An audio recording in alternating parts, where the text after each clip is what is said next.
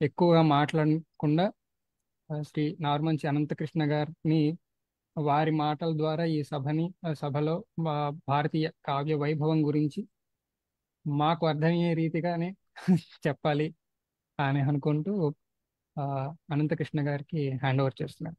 నమస్తే.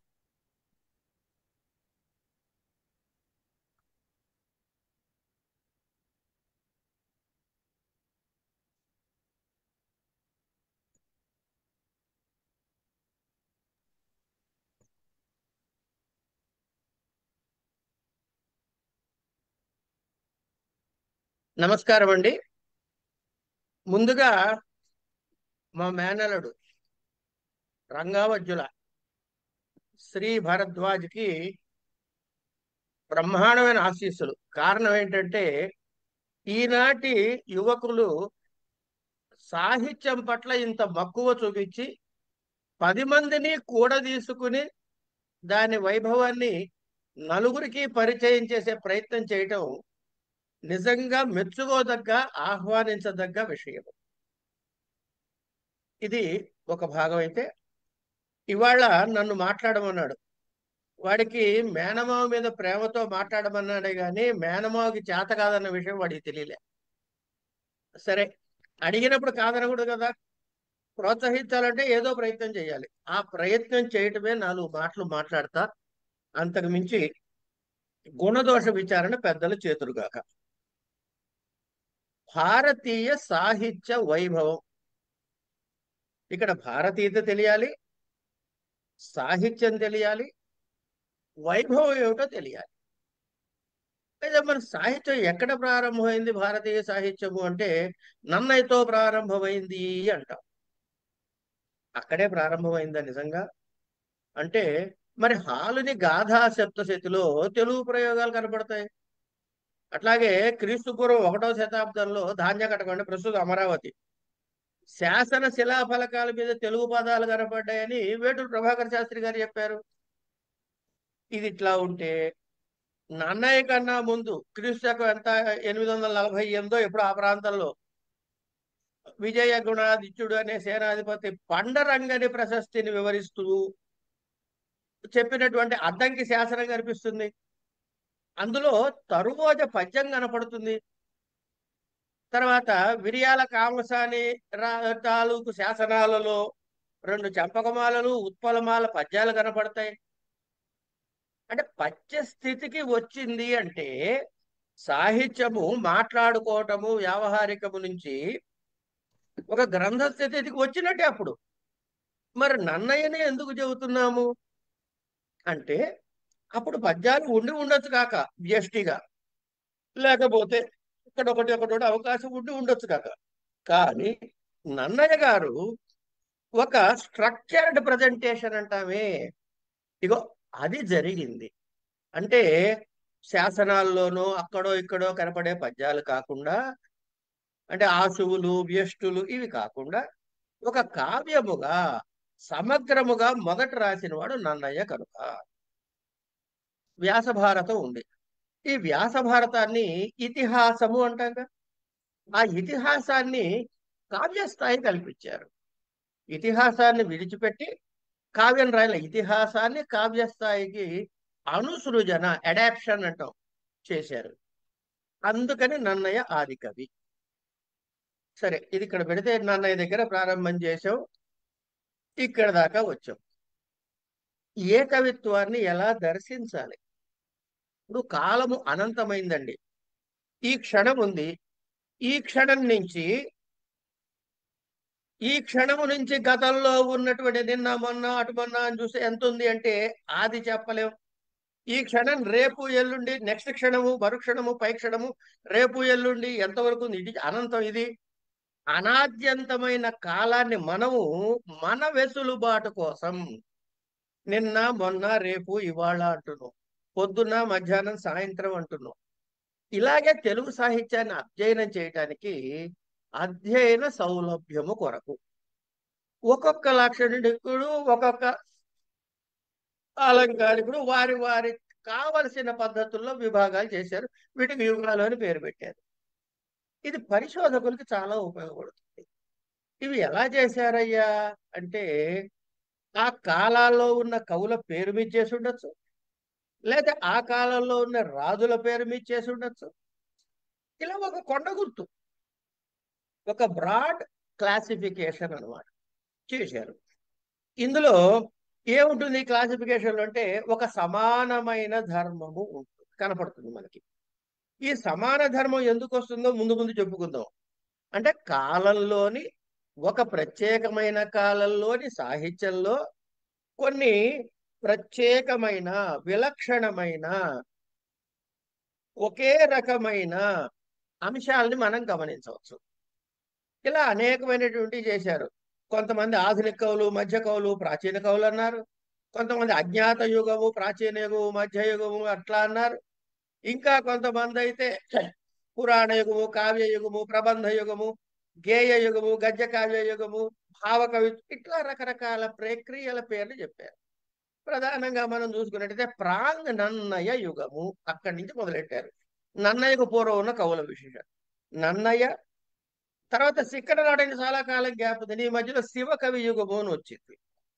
ఇది ముఖ్యమైన విషయం, ఇది మనం గుర్తుపెట్టుకోవాల్సిన అంశం. ఈ శివ కవి యుగం తర్వాత తిక్కన యుగం వచ్చింది. ఎర్రాప్రగడ, శ్రీనాథుడు, రాయలు, క్షీణయుగం అని కొంత అంటారు, ఒక బ్లాక్ ని. ఆధునిక యుగం. ఇలా వచ్చినటువంటి వీటిని చాళుక్య యుగము, కాకతీయ యుగము, పద్మరాయలు, రెడ్డి రాజుల కాలం, నాయక రాజులు, ఇట్లా రకరకాల కృష్ణదేవరాయల కాలం, ఇలా చెప్పే విషయాలు కూడా ఉన్నాయి. ఇలా అనేకమైనటువంటి మార్పులతో తెలుగు సాహితీ చరిత్రని ఒక బ్లాక్స్ గా చేసి అధ్యయనం చేశారు. అసలు ఇవన్నీ పక్కకు పెడితే అండి, కావ్యాలు ఎందుకు పుడతాయి అని ఒక లెక్క చూద్దాం సరదాగా. మనకి ఒక మాట చెబుతారు, ఏంటది? పురాణం అంటే ఏమిటి అంటే వేదోపబృంహణము అన్నారు. వేదంలో ఏం చెప్పింది? సత్యం వద ధర్మం చర. ఇంకా ఏమున్నాయి? ధర్మ అర్థ కామ మోక్షములైన పరమ పురుషార్థమును స్వీకరించుటకు అని చెప్పారు. వీటిని ఆధారంగానే మమ్మటుడు చెప్పినట్లు కావ్యం యశసే అర్ధకృతే వివేక విదే శివేతర క్షతయే, ఇట్లా చెప్పుకుంటూ వస్తాడు కదా. 6 రకాలైనటువంటి ప్రయోజనాలు చెప్పాడు ఆయన. ఇందులో ఈ ప్రయోజనాలు దృష్టిలో పెట్టుకుని కావ్యాలు పుట్టాయి. ఏమండి? అంటే వేదము చెప్పినది, పురాణములో మిత్ర సంహితముగా చెప్పినవి, ప్రభు సంహితముగా వేదములు చెబితే, పురాణములు మిత్ర సంహితముగా చెబితే, కాంతా సంహితములుగా కావ్యములు చెప్పారు అనగా వేదములు చెప్పిందే కావ్యంలో కూడా కనపడుతుంది. అనుస్యూతముగా, అంతర్లీనముగా ఉండేది ధర్మము.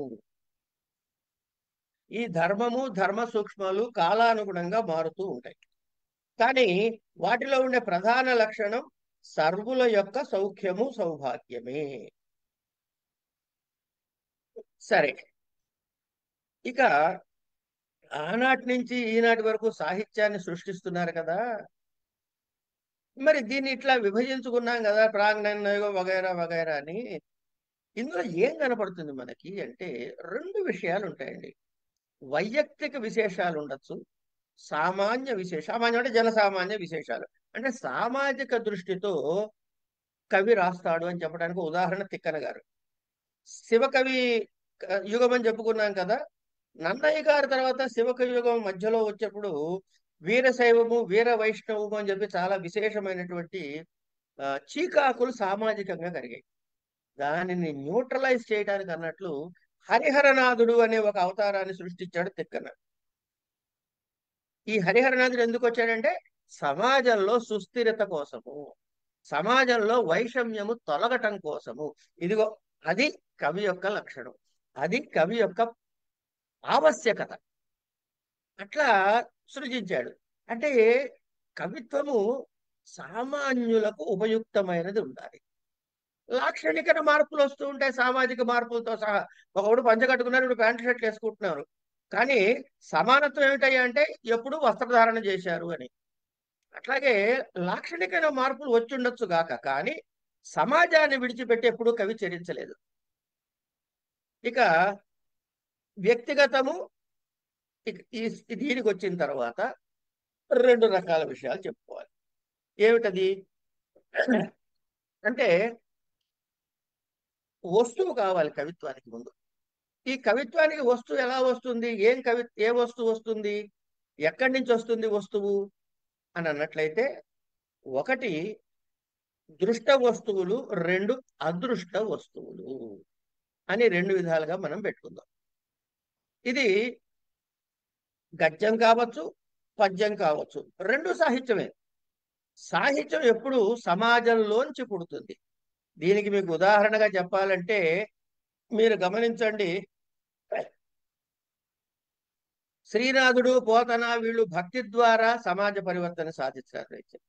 శ్రీనాథుడు తన కోసం భక్తిని, ఉద్యోగరీత్యా రాచఠీవిని కల్పించాడు సాహిత్యానికి. అట్లా ఆయన ఒక వ్యక్తిగా తను అనుభవిస్తూ, వ్యవస్థగా పరీక్షాధికారిగా అనేక సందర్భాలలో రాజులతోటి, రాజుల యొక్క సాహిత్యముతోటి ఎదుర్కొన్న సవాళ్ళవన్నీ ఒక ఎత్తు. తన కోసం శివభక్తి పారమ్యం ఒక విషయం. తర్వాతి కాలంలో ప్రబంధ కవులు వచ్చారు. ఇక్కడ శృంగారము, రసానందము రెండు వచ్చాయి.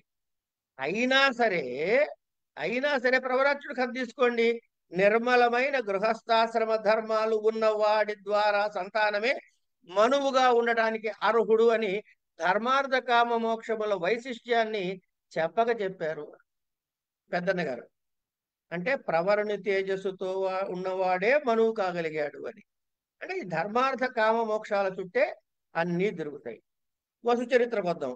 ప్రకృతి సహజమైన విషయాల గురించి మాట్లాడు.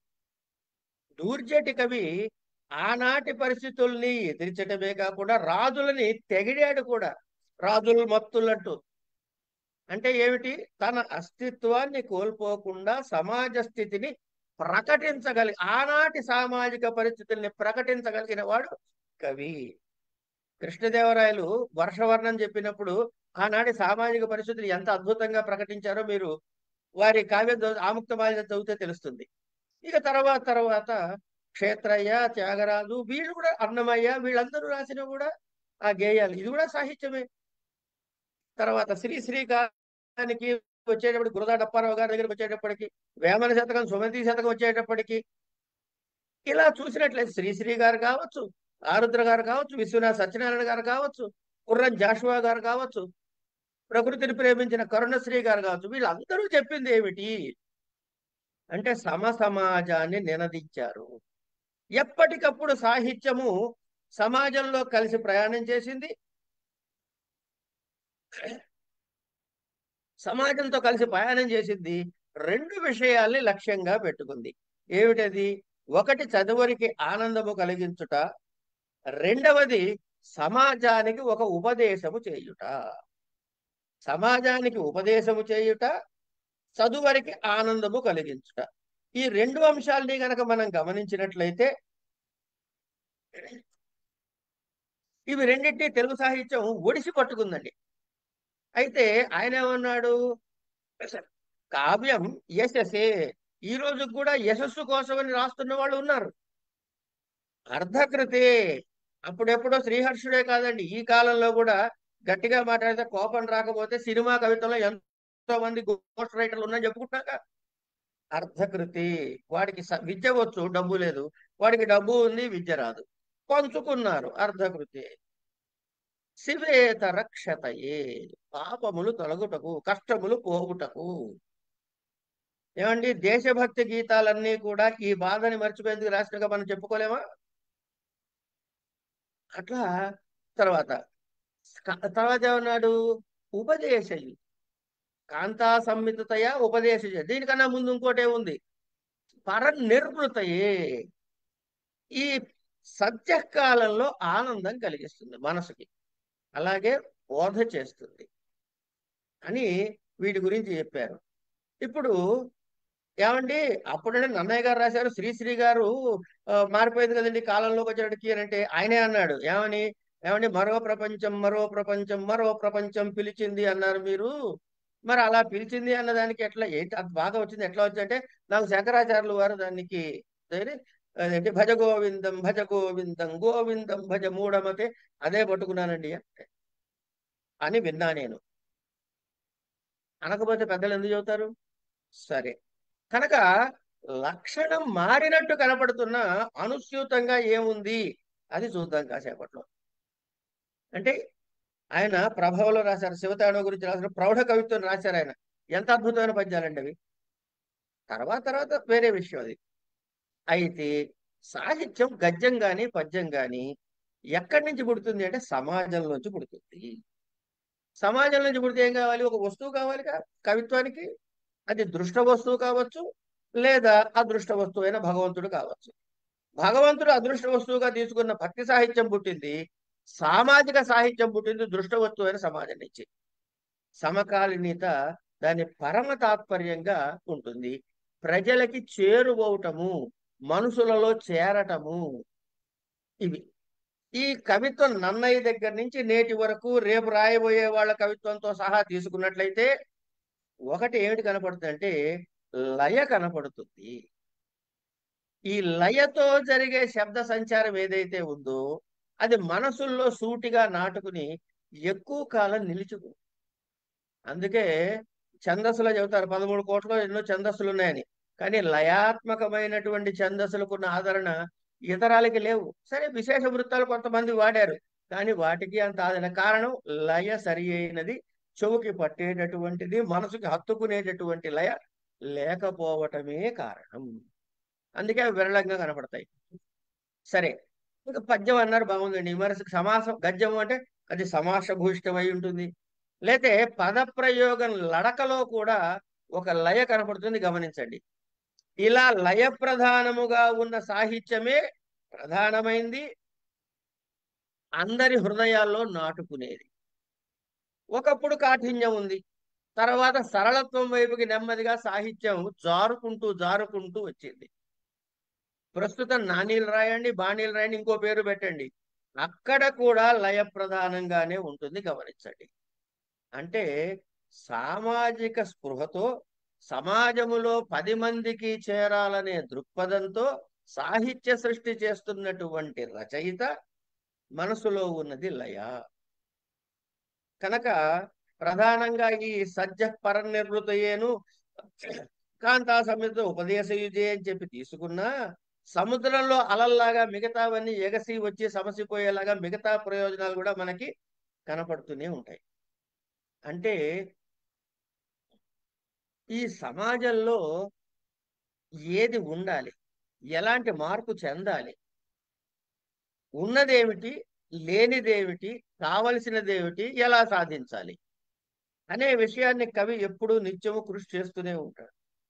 దీనికి కారణంలో దానికి కలిసి వచ్చే విషయం ఏంటంటే అతని భావుకత.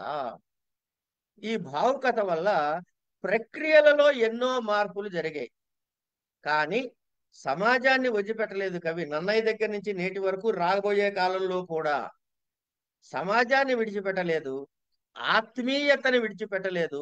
ఇవి రెండు జంటగానే సాగుతున్నాయి సాహిత్య చరిత్రలో. అంటే ప్రక్రియలు మార్పు చెందాయి, కానీ మౌలికమైనటువంటి సమాజ శ్రేయస్సు, లయ మారలేదు. పరమాత్మ భగవద్గీతలో అంటాడే, వాసాంసి జీర్ణాని యథా విహాయ నవాని గృహ్ణాతి నరోపరాణి తథా శరీరాణి విహాయ జీర్ణ అన్యాని సంయాతి నవాని దేహి అని అంటాడు.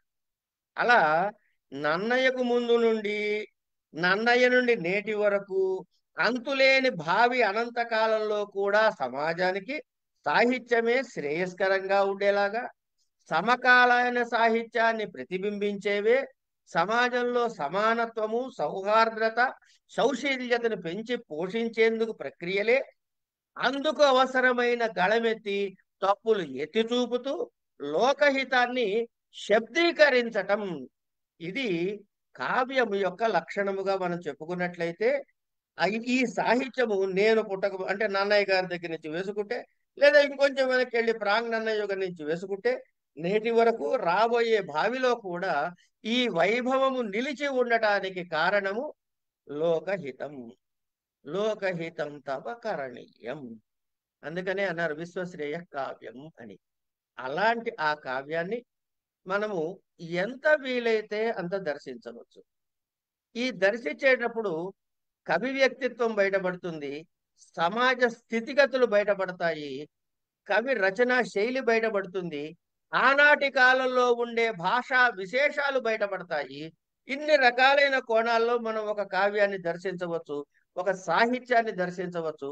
అలాంటి ప్రయత్నంలో ప్రతి వాళ్ళు యథాశక్తి కృషి చేస్తారని, దానిలో తక్షణ ఫలితముగా ఆనందమును, సమకాలీన సమాజంలో ఉపయుక్తంగా తనని తాను మలుచుకునేందుకు కావ్యాలు ఎలా ఉపయోగపడతాయో చేసుకుంటూ ఉండే విధంగా వాళ్ళు ఉంటారని ఆశిస్తూ, అందరికీ ఈ అవకాశం ఇచ్చినందుకు ధన్యవాదాలు చెబుతూ, ఇంకొక 5 సెకండ్ల సమయాన్ని భరద్వాజ్ గారికి ఒప్పజెప్పేస్తూ సెలవు.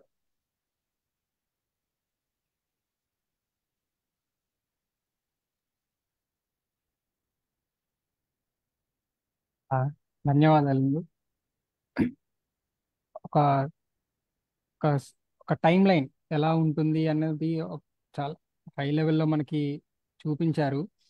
అదే విధంగా ఆ టైం లైన్లో ఒక కవి యొక్క ఆలోచనలు ఎక్కడి నుంచి స్ఫూర్తి పొందుతాడు, తనలోని భావాలు ఎలా వ్యక్తీకరిస్తాడు, శబ్దీకరిస్తాడు అన్నవి తెలుసుకునే ప్రయత్నమే కావ్య శిబిరం. కాబట్టి దాని యొక్క ఆధారం ఆ తెలుసు